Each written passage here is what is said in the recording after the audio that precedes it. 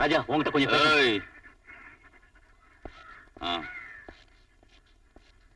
நானே வரணும்னு இருந்தேன். வேலை ஆயிடுச்சுல, பணம் எங்க? பண விஷயம் இருக்கட்டியா? என் பொண்ணு வீட்டுக்கு வரலையே, என்னாச்சு? செத்து போகலையா? எங்க இருக்கியா? இங்கதான் இருக்கு. கூட்டிக்கிட்டு போறியா? அவங்க ரெண்டு பேரையும் பிரிக்கணும்னு சொன்னியே தவிர உன் பொண்ணை கெடுத்துட கூடாதுன்னு சொல்லலையே. அப்படின்னா பயப்படாத. நீ அந்த மாதிரி கைதன்னாலும் நான் அந்த மாதிரி நாய் இல்ல. ராஜா, என் பொண்ணை என் கூட வீட்டுக்கு அனுப்பு.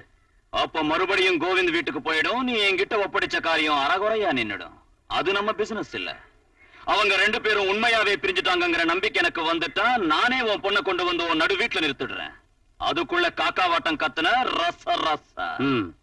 ராஜா, உன் மேல நம்பிக்கையோட போறேன். என் வீட்டு மான மரியாதையை நீ பூவுல வச்சு என்கிட்ட ஒப்படைக்கணும். மானம் உன்ன மாதிரி பணக்காரங்களை விட என்ன மாதிரி ஏழைங்க கிட்ட தான் பத்திரமா இருக்கும்.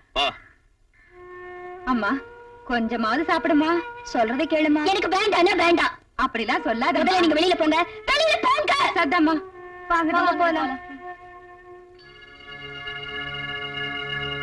தம்பி,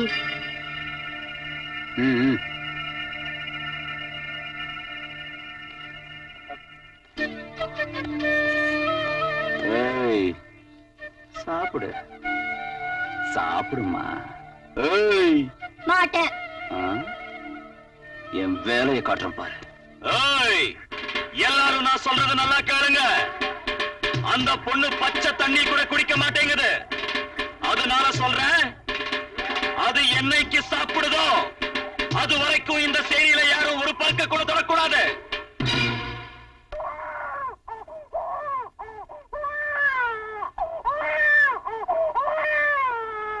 பச்சை பிள்ளைங்க கத்தி செத்தாலும் சரி, பாலு கூட கொடுக்க கூடாது. புரிஞ்சுதா? ஏய் குட்டி, நீ ஒண்ணும் சாப்பிடாத. ஏய், எல்லாரும் பேரை சொல்லி பட்டி கடந்து சாவுங்கடா.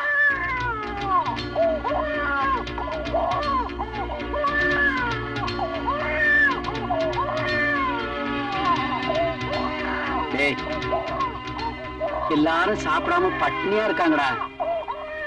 பச்சை பிள்ளைங்களை பார்க்க பரிதாபமா இருக்குடா.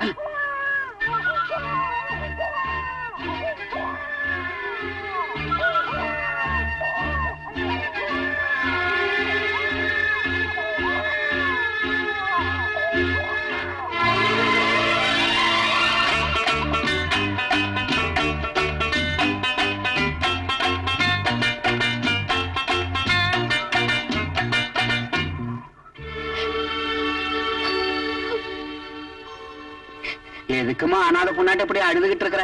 நம்ம ராசா கெட்டவே இல்ல. சமயம் வந்ததும் உன்னை பத்திரமா கொண்டு போய் வீட்டுல விட்டுருவான். கோவிந்த் கிட்ட என்ன பிரிச்சாச்சு. இனி என்ன விட வேண்டியது மயானத்துலதான். உங்க அப்பா தானே பிரிக்க சொன்ன? ராசா சொன்ன எங்க அப்பா கெட்டவர்னு தெரியாத எல்லாரும் அவருக்கு உதவி பண்றதா? அழாதம்மா, நீ இங்க இருந்து தப்பிச்சு போகணும், அவ்வளவுதானே? ஆமா, நீங்க அந்த உதவி செஞ்சா வாழ்நாளெல்லாம் உங்களை மறக்க மாட்டேன் தாத்தா. ராசாவை பத்தி யோசிச்சா இந்த பொண்ணு அழுவுது, பொண்ணை பத்தி யோசிச்சா ராசா உதப்பான். சரி, உன்னை நான் தப்பிக்க வைக்கிறேமா. உண்மையாவா தாத்தா? கத்தாத. இன்னைக்கு ராத்திரி நான் தூங்குறதாட்டம் அந்த பாயில படுத்துக்கிறேன். நடு ராத்திரி ஆனதுக்கு அப்புறம் என்கிட்ட வந்து எழுப்பு. யாருக்கும் தெரியாம உன்னை கப்புன்னு சேரியில இருந்து நான் வெளியேற்றுறேன். சரி.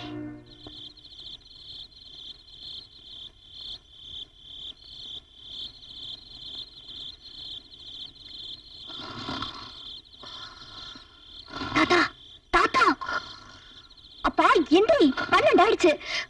அவன் மறுபடியும் வந்துருவான். எந்திரி தாத்தா.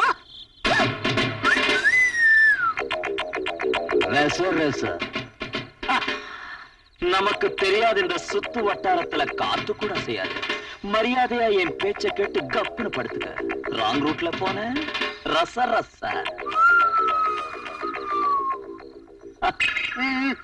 ஏய், பெருசா மீசைய முறிக்க சொன்னியே, இது இளம் மீச. கிளவா உனக்கு கிள மீச.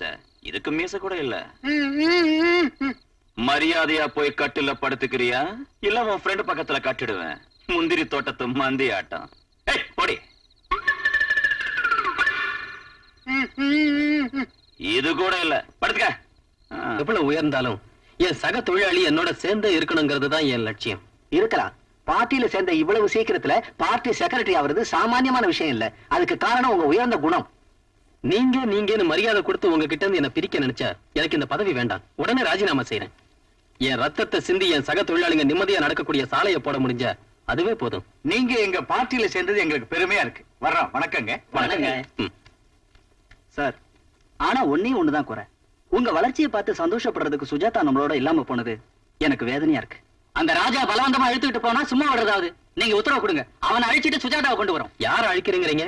நம்ம கைய நாம வெட்டிக்கிறதா? அந்த வேலை என்னால ஆகாதா? இருக்கிறது லேபர் காலனில தான்.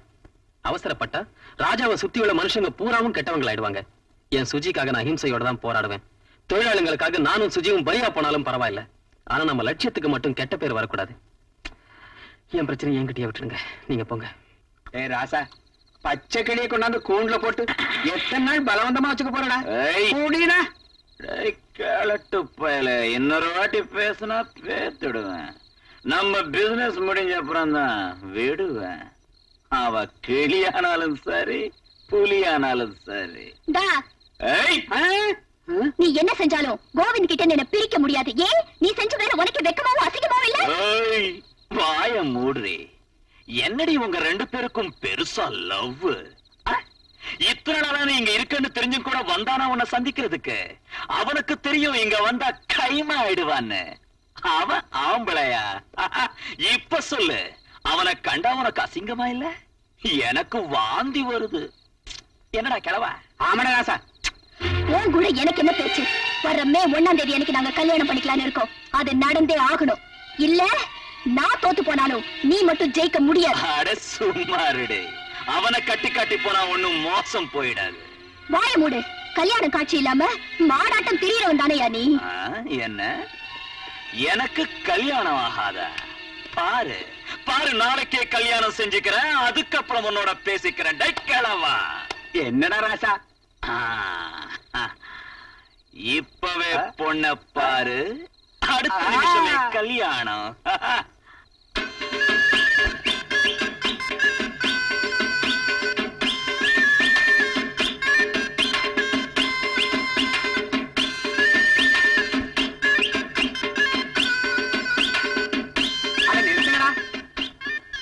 பொண்ணோட பேர் என்னவா? பகல் பேரு சந்திரகுமாரி, ராத்திரி பேரு சூரியகுமாரி. பொண்ணோட வயசு என்னவா? 19 தாண்டி 10 வருஷம் ஆச்சுங்க. எத்தனாவது கண்ணாலா? முதல் கண்ணாலப்பா. எத்தனை பேர் பிள்ளைங்க? இன்னும் குளிக்கலப்பா. அப்ப என்ன செய்யறான்? சாராயா வாரா? ஆய் என்ன செய்யுது? அதே தொழில் தான். இன்னும் யோசிக்கிறது என்ன? பையன் எந்திரிச்சு போய் பொண்ணை கிட்ட பாத்துக்கலாம்.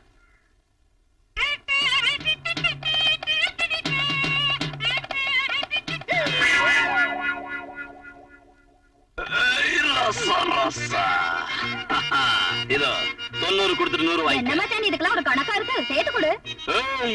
நான் வாங்குறவனே தவிர குடுக்கறவன் இல்ல. போனா போதுன்னு கொடுக்க. சரி கொடு.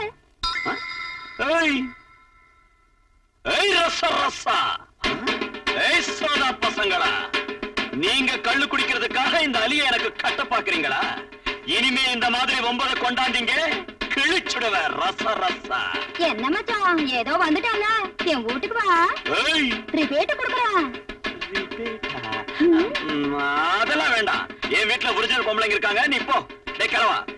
ஒரு நிமிஷம்டா ராசா. வாங்க கள்ளுப்பான மாப்பிள்ள சார். உங்களுக்கு நான் ஆரத்தி எடுக்கணும்னு நினைச்சேன். வலுக்கட்டாயமா செஞ்சுக்கிட்டது கல்யாணம் ஆகாது. அது பொம்மலாட்டமா இருக்கலாம். ஒன்னாட்ட குடிச்சிட்டு ஆடுறவங்களுக்கு. Arjun glad friends and co proprietor. வணக்கம். நான் ஷெரீப் எஸ் காசிம் கானோட பையன் சார். வணக்கம். என் பேரு கல்பனா. நான் ஹோம் மினிஸ்டரோட பொண்ணு. உங்க பிராணங்க தம்பி ஒரு வாரமா அழைச்சிட்டு போச்சுன்னு உயிரை வாங்கிச்சு கூட்டியாந்த. உங்க போட்டோவை கத்திச்சு புஸ்தகத்தை வச்சுக்கிற அளவுக்கு வந்துருச்சுங்க. பாருமா, நான் ஒரு சாதாரணமான தொழிலாளி. பெரியவங்களும் மேதைகளும் சொல்ற வழியில நடக்கிறத தவிர நான் எதுவும் பெருசா சாதிக்கல. நீ ஒரு வயசு பொண்ணு, இப்படி வெளியில சுத்தினா நல்லா இருக்காது. நான் உங்ககிட்ட கொஞ்சம் பேசணும். சரி, பெரியவங்க எல்லாம் வந்திருக்காங்க. நீ அப்படி வெளியில உட்காருமா, கூப்பிடுறேன். சரிங்க. இத்தனை பேர் பெரியவங்க என்ன தேடி வந்திருக்கீங்கன்னா காரணம் என்னன்னு எனக்கு புரியல. வெள்ளத்தை சுத்தி எறும்புங்க முக்கிறதுக்கும் விதை நட்டப்புறம் செடி துளிர் விட்டு முளைக்கிறதுக்கும் பெருசா காரணம் என்ன இருக்குங்க? நம்ம ஸ்டேட்ல உள்ள ஃபேக்டரி ஓனர்ஸ் எல்லாரும் ஸ்டேட் வைடு மீட்டிங் போட்டு உங்களை பத்தி பேசி ஒரு தீர்மானத்துக்கு வந்திருக்கோம். என்ன அந்த தீர்மானம்? உங்க வருங்காலம் சீக்கிரம் ரொம்ப பிரைட்டாக போகுது. மக்களுக்கு உங்க மேல உள்ள கிளாமர் அதிகமாக போகுது. பாத்தீங்களா அந்த பெண்ணை? இந்த வருஷம் ஸ்டேட் பாலிடிக்ஸ் பூராவும் உங்க கைக்குள்ள வந்துடுங்கிறது எங்க நம்பிக்கை. ப்ளீஸ், எனக்கு எந்த ஆசையும் இல்ல. என் தொழிலாளர்களுக்காக நான் வாழ்ந்தா போதும். நீங்க போய் லேபர் யூனியன் ஆபீஸ்ல இருங்க, நான் வரேன். சரிங்க.